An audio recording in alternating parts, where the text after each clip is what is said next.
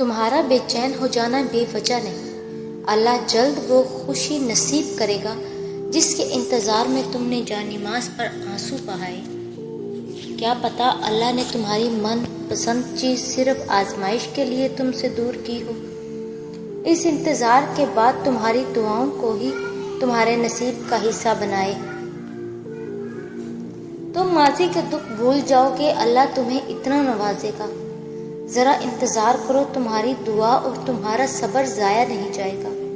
تمہارا معاملہ اللہ کے سپرد ہے، وہ جلد تمہاری کہانی مکمل کر دے گا۔ اور اللہ تمہیں لڑکھڑاتا ہوا دیکھ تو رہا ہے، مگر یقین رکھو کبھی تمہیں گرنے نہیں دے گا۔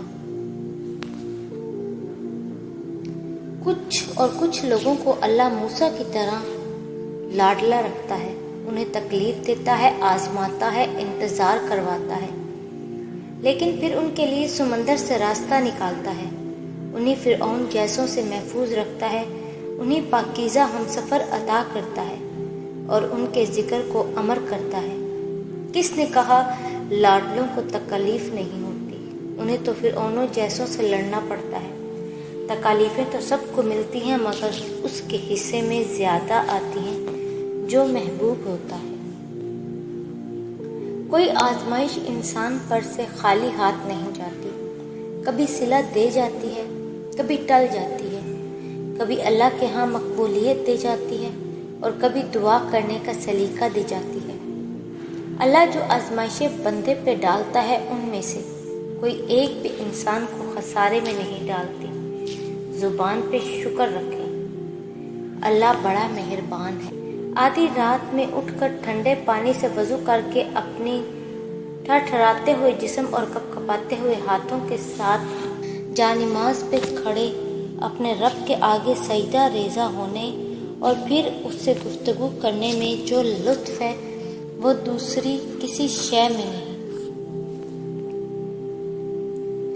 اللہ سے اتنا مضبوط تعلق بناؤ کہ جس روز تم اللہ کو آواز نہ لگاؤ اس روز اللہ فرشتوں سے کہے کہ میرے بندے کی آج آواز نہیں آئی، پتہ کرو اس کا اور میری مدد اس تک لے جاؤ، میرا رحم اس تک لے جاؤ تاکہ مجھے اس کی آواز آئے اور وہ مجھ سے کہے کہ یا اللہ میں ٹھیک ہوں۔ جب وقت اور فیصلے آپ کی مرضی کے خلاف ہوں تو اسے اللہ کی مرضی سمجھ کے قبول کر لیں۔ آنے والا وقت اللہ آپ کی خواہش کے مطابق کر دے گا۔ آج کا دن مشکل ہے تو کل آسانی ہوگی۔ یہ جو غم آپ کو دائمی لگ رہے ہیں یہ سب آنے والے عرصے میں خوشیوں میں تبدیل ہوں گے۔ آپ کے آنسو اللہ ضائع نہیں ہونے دے گا۔ آپ کو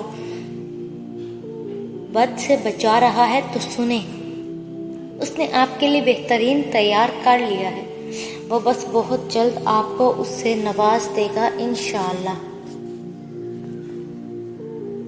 اور میں نے اپنی زندگی سے یہی سیکھا ہے کہ اللہ سے محبت کر کے کوئی بھی دنیا کی محبت سے خالی نہیں رہتا۔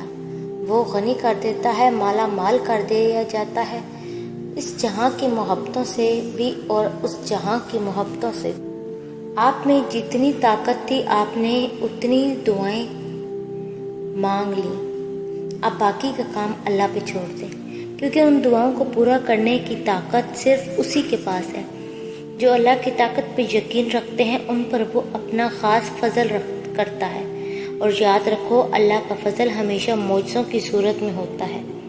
بلا شبہ اللہ کی مدد بہت قریب ہے، وہ جانتا ہے، اور وہ تو تمہارے دل کے نہاں خانوں میں چھپی وہ سرگوشیاں بھی جانتا ہے، وہ انکہے راز، وہ بن مانگی خواہشیں، وہ بے نوا آرزوئیں، اور وہ سب کچھ جو کہیں دور اندر تمنا کرتے ہو مگر کہتے نہیں، مانتے نہیں، وہ تو سب جانتا ہے نا۔ تم کچھ نہ کہو، بس اس کے سامنے ہاتھ پھیلا دو یا اظہار بے بسی کر دو، بس۔